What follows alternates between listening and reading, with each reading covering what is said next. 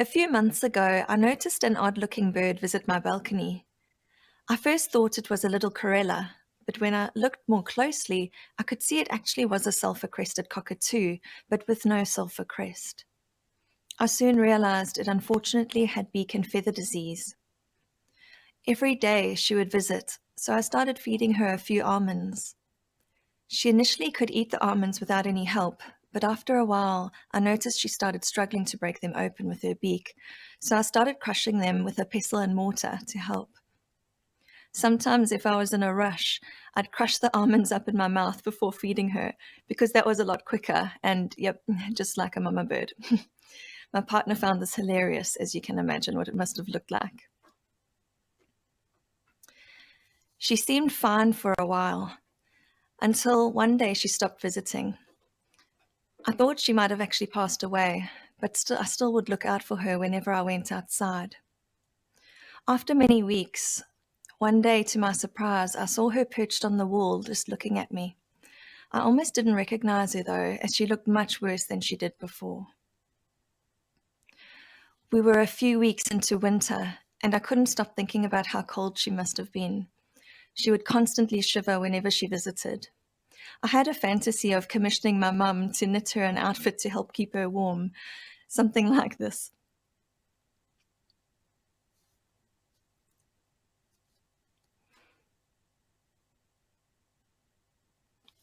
She visited again at the same time the next day, and I knew I had to do something to help ease her suffering if I could. I called the vet to see if they'd help if I was able to bring her in. They said they would. The next afternoon, after giving her almonds, I was able to catch her and take her to the vet. This was heartbreaking, and the only reason I was able to catch her was because she gained my trust, which was actually more heartbreaking to know that. I found this experience really difficult, but I knew that the alternative would not have been so peaceful for her. Some people I know didn't fully understand why I did this and why I was so upset. So I made sure that I only shared my pain with those who did get it, which really did help me get through it. I scrubbed the area where the cockatoo visited since the disease is highly contagious. One evening a few weeks later, I was in a telehealth therapy session at home when I kept hearing this strange sound in the other room near the balcony. Of course, I couldn't leave my client to investigate, so I had to ignore it. After the session, I went to see what had caused that sound, and this is what I found. Word must have spread amongst the sulfur feathers that there is an almond cafe nearby, and someone was not happy that it was closed. I'm not sure if you've watched the rescue story about Peanut the rainbow lorikeet on YouTube, but if you have, you'll understand that I'm known for making holes in buildings if it means rescuing an animal. But I obviously didn't make this hole. Here's a short clip just to show you. This is Peanut the rainbow lorikeet. The strange sound coming from the ceiling in my bathroom. What is that? It did sound like a little bird. And I'm on the first floor of a 3-story building, and it was in my ceiling. It was bizarre. I called the Sydney Wildlife Organisation, but unfortunately no one could come out to me that night. And I thought, well, the ceiling board is pretty soft. I've got a sharp knife. Let me just do it.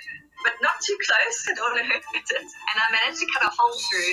And when I reached in, I couldn't get anything. There was a beam in the way. I called the Sydney Wildlife people again. Within half an hour, a volunteer arrived. So he said the only other option is to cut another hole. I was like, just do it. He reached in and felt around, and he goes, whoa. And he brought out this tiny little wriggly featherless hatchling. But it was very tiny and very cold. And he's like, no, don't worry, I've got expert carers that will help. As I'm sure you can guess, landlords love me. These stories I've shared are chance happenings.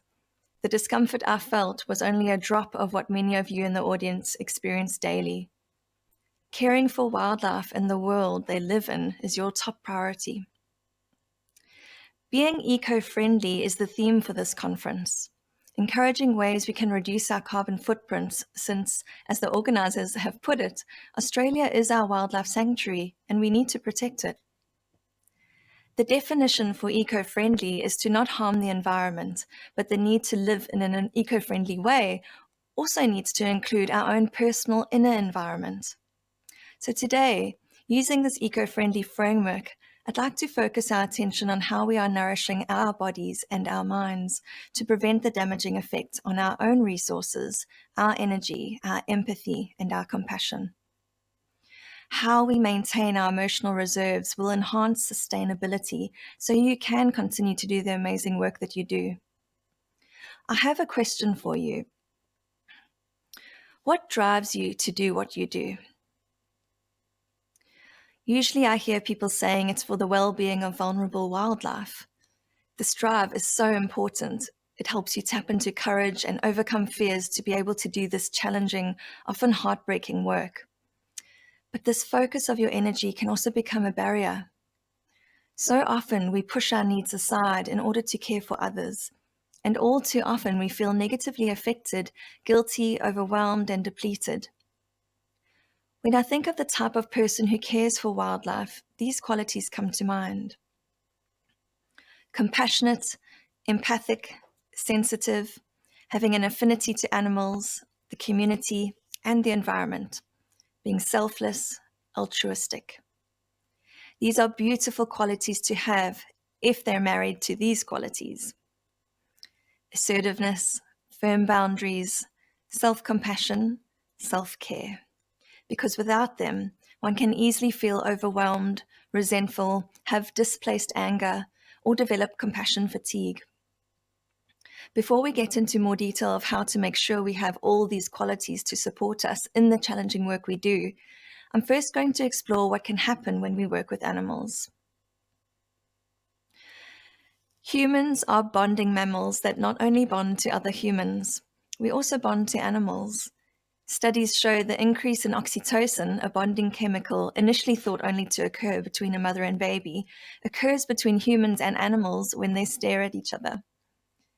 The work you do is not easy, especially when it's so easy to get attached to the animal you're caring for. Acknowledging this can help you make sense of some of your experiences where you have struggled to cope. There are a few things to look out for when you're a carer. Compassion fatigue. This occurs when one struggles to refuel their emotional reserves. It develops after a profound period of emotional and physical erosion. There is a self-test to assess your level of compassion satisfaction, and it is free and it's online. There's also vicarious trauma or secondary traumatic stress. This occurs when we have a profound shift in our worldview. Our fundamental beliefs are altered due to repeated exposure to traumatic material. Burnout. This is a physical and emotional exhaustion that comes with low job satisfaction and when we feel powerless and overwhelmed with our work. However, burnout doesn't necessarily mean that our view of the world has been damaged or that we have lost the ability to feel compassion for others. Grief isn't something to look out for as being a potential problem. It's actually something to accept and embrace. Grieving is important for any loss we experience, no matter how small. And it's important to keep in mind we don't get over grief, we get through it by giving ourselves permission, without judgment, to grieve and express our emotions. Acknowledge the pain you feel. Create a ritual that helps you honor the animal while also giving yourself permission to let go. Pain versus suffering. Pain in life is inevitable, but suffering is a choice. By allowing ourselves to ruminate on the past or catastrophize about the future, we are causing our own suffering. Learning how to let go of things you cannot control will help you to end your suffering. There's also negativity bias, which is another phenomenon to be aware of. This is when a negative experience, like an unpleasant thought, motion, or social interaction, has more of an impact on one's psychological state, even if the person experienced an equally intense positive experience. So consider when you've been given feedback. Perhaps you're given 3 points, or 3 positive points, and 1 negative one. Which one are you going to focus on? Usually it's the negative. So mindfully bringing neutral and or positive experiences or thoughts into your awareness can help combat this. I love this quote. While traumatic experiences, give you the fuel to fight for animals, it's important that you don't let these tragedies extinguish your flame. By Jennifer Blau, who wrote a book called To Save a Starfish. Signs to look out for: loss of compassion, self-contempt, poor sleep, weight gain or loss, headaches, chronic physical or emotional fatigue, displaced anger. When our nervous system is in a stressed state, it tends to become hypervigilant for threats or perceived threats. Our executive functioning, which is the front part of our brain, shuts down, which inhibits our ability to think objectively. Our amygdala pumps stress hormones throughout our bodies in preparation for this threat. If we are under chronic stress, we can get stuck in a survival state of fight or flight or freeze, and often these symptoms will come up. The way to manage this is to calm our nervous system down, which helps us move into a more present state, and that state allows for compassion, empathy, and engagement. When we are in this state, our executive functioning switches back on, and we can see things in a more balanced way. I'm going to discuss exercises that help with this in the hope to inspire and encourage you to integrate these strategies so that you can maintain your compassion, your energy, empathy, and values, and continue to do the amazing work that you do. Since self-care is animal care.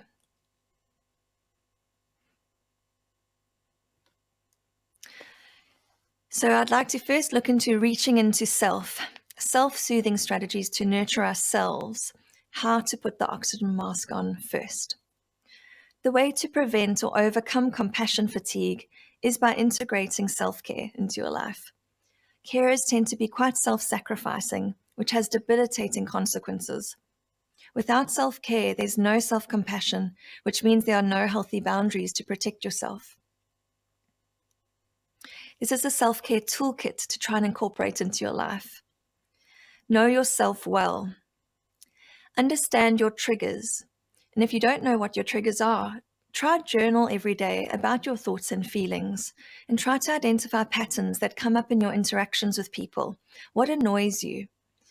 Also, identify beliefs and judgments you are carrying. Be aware of symptoms to look out for. Never sacrifice a healthy sleep routine, healthy meals, or exercise. Identify what helps calm your nervous system and do these activities as often as you can. Then if you look at self-compassion, speak to yourself in a warm, gentle, and non-judgmental way. What tone do you use when you speak to yourself? When looking at the past, make sure you don't use hindsight bias. This is when we tend to focus on the action or inaction we did or didn't do, rather than looking at how we were feeling at the time and what resources we had available to us at that time. We tend to easily judge ourselves for something we only know now. So keep the context of what was happening at that time in mind when you reflect. Integrate a self-compassionate practice every day. And this could be making a cup of tea, reading a book, hugging yourself, allowing yourself to slow down and take deep breaths every morning, or use affirmations that help you get through difficult times. Celebrate all victories, even the smallest. Focus on what you can change and accept the things you can't. Remember, acceptance doesn't mean approval. It's the realization that it is out of your hands and you can end your suffering. Practice gratitude for what has been good. This will help combat that negativity bias. Mindfulness. Practice being as well as doing, and have a balance with this in your life. Practice being in the moment with your senses, not your thoughts every day. So what colors can you notice? What smells can you smell? What sounds can you hear? Also have boundaries of steel. Manage your workload by delegating what you don't have capacity for so you don't end up overloaded and overworked. Ask for help and say no and be okay with it. Acknowledge painful thoughts and emotions. but don't identify with them. See thoughts for what they are, just thoughts. Try not to fuel them with more what-if thoughts. Remember, you can't read people's minds. One of the greatest human lessons is to get comfortable with not knowing. Emotions are there to be expressed in a safe way, not avoided. So allow emotions without wallowing in them. Play is another important point. Incorporating something similar to what you used to love to play with as a child can really help increase our well-being. Play helps us stay in the present moment. It allows us to be silly, to let our guard down, and not have an agenda. Whatever you do, keep this in mind. What you practice grows stronger. If you practice negative self-talk, it's going to get stronger. If you practice compassionate self-talk, that will grow stronger. This is an emotion regulation exercise I'd like you to just reflect on or think about. Emotions are messages telling us what we need. They are there to be expressed in a safe way, not avoided. So if you look at this, there's acknowledge the feeling, identify the location in your body, and then move. So aim, A-I-M. So acknowledge the feeling. Bring attention without judgment to what you're feeling right now. Name it to tame it. So actually label the emotion. And try be as specific as you can. So it's not necessarily that you're just sad or angry. Maybe you're feeling frustrated. Keep in mind, although it feels like there are lots of different feelings, they're mainly derived from a few primary emotions, which are sad, mad, glad, or scared. So it might help initially to identify one of these in the beginning. And then as you keep practicing, try be more specific and increase your emotion vocabulary. Then identify the location in your body. Bring a mindful awareness and acceptance to what and where you are feeling it in your body. For example, I feel heavy in my chest, or my shoulders feel tight. Move. Ask yourself, what do I need right now? What does my body need to release this energy that has been built up? Experiment with this. There's no one size fits all. Often we need simple things like pushing your shoulders back just to change your body shape. Or maybe you need to stand up and stretch, or splash water on your face, or punch a pillow, or maybe you need to shout. Once you've been able to release the energy in a physical way, then you can look at what you need to change in your life to meet the neglected need that your emotion was trying to bring your attention to. I love animals, but I hate humans. You're lucky this is a recording, because if it was live and in person, I'd probably ask you to put your hands up if you resonate with that statement. We hear this often. Unfortunately, it usually comes from those who have been hurt by people, but have found support in animals. The truth is, though, we need people. Working with people is essential to the work that you do and to the ability to ask for help. Like most people, those who become carers have emotional wounds that haven't always healed. Emotional wounds can harden us and make it difficult to work with. If you are feeling affected by someone else's behavior, it's important to show them compassion while instilling boundaries to protect yourself. I'd also encourage you to reflect on your own beliefs, judgments, and behaviors. What part of these might be making it difficult for others to work with you? What part of these could you perhaps soften? We are social beings who need human support, preferably from people who understand what it's like to go through the care and loss of wildlife. The next part of your toolkit is reaching out to others, so engaging with people we feel safe with in order to gain support. Why is asking for help so challenging? It's because we fear rejection and judgment. Another reason it's difficult is because we don't know always what we need, or we find it difficult to articulate what we need. We also tend to expect others to know if we need help, which just isn't realistic. The only way we are able to receive help is by asking for it. So I'd like you to reflect on this. Who can you ask for help?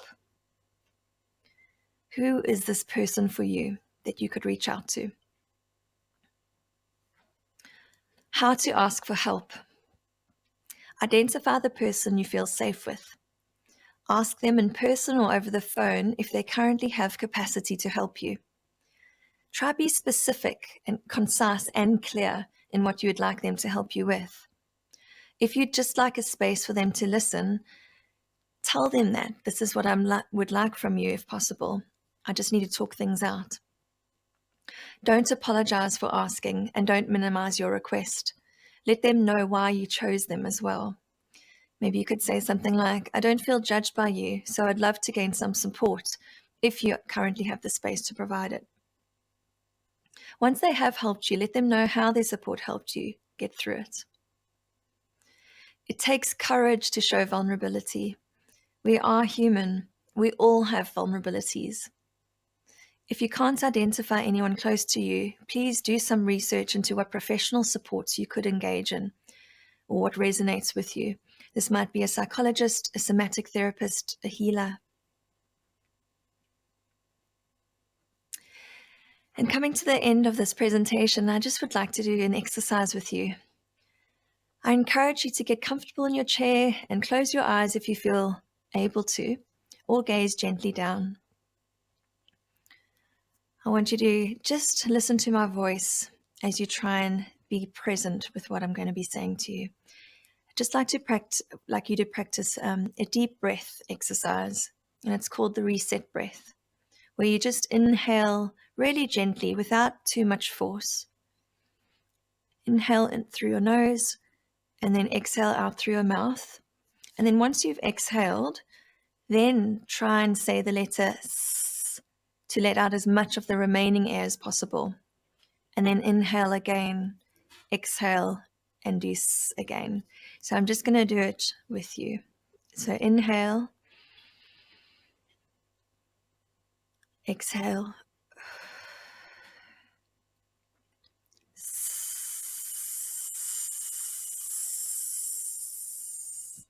inhale, exhale,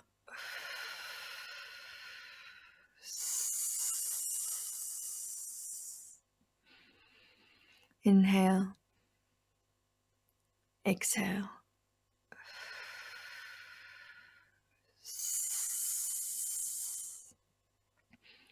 Just keep taking slow, gentle, deep breaths. I'd like you to try something else. If you can, take your right hand and put it under your left arm and take your left hand to touch your right shoulder. You might want to swap your arms if this doesn't feel soothing or if this feels a bit odd, but it's really just allowing yourself a moment to hold yourself. It's like you're giving yourself a hug. I quite like this actually, but you're welcome to do whatever works for you, but try something along the lines of this where you feel comforted. And then I'd like you to also repeat in your mind or out loud preferably, I know my work can be challenging. It's natural for me to feel overwhelmed sometimes. May I be kind to myself. May I give myself the compassion that I need. May I learn to accept myself as I am. If you can practice any part of those exercises, even that reset breath. If you can bring that into your daily routine, that would be really helpful. It just helps you to give your nervous system sort of a reset. And like I said before, whatever you practice grows stronger. So try and practice it as often as you can. There are a few additional resources I'd like to just acknowledge. There's season 1 of the Wildlife Heroes podcast from the Foundation for National Parks and Wildlife, which is all about wildlife care and mental health. And it can be accessed on the Wildlife Heroes website, which is www.wildlifeheroes.org.au. And then Wildlife Heroes also has a Caring for Carers campaign with many additional mental health resources that you can also find on that website.